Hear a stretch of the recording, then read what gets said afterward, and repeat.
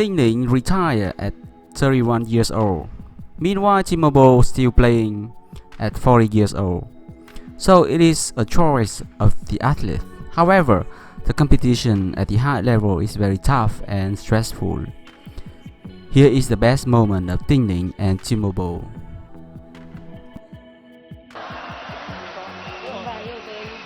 这个球也是个擦边这样呢，横板呢就取得了这个比赛的胜利。那么到目前为止现在直板是3-2，暂时领先接着将进行第6盘的比赛，就是由直板的许昕对横板的奥恰洛。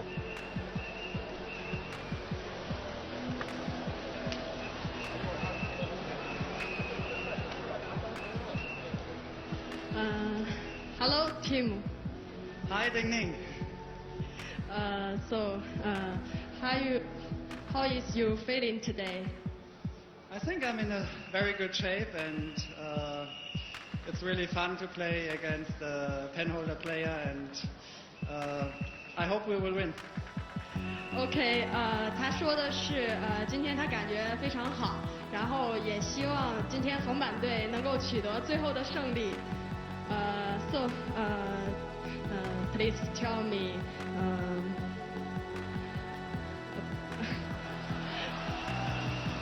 Sorry， 请大家谅解，因为我的英语刚刚学起，但是我觉得有勇气今天用英语去采访他，请大家给我一些鼓励。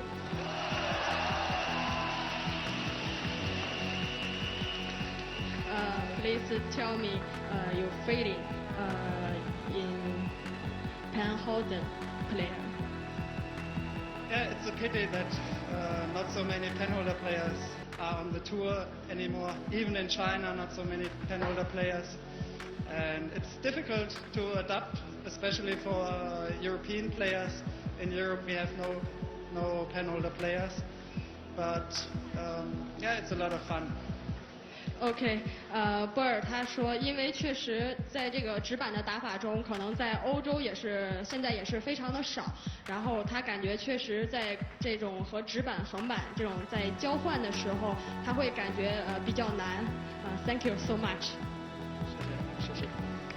好，请大家继续欣赏比赛。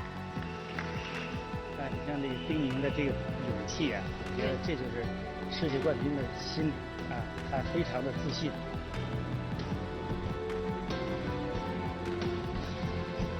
很可爱。你平时你在世锦赛上、奥运会上、世界杯上没有看到波尔这种笑容，对。而在今天在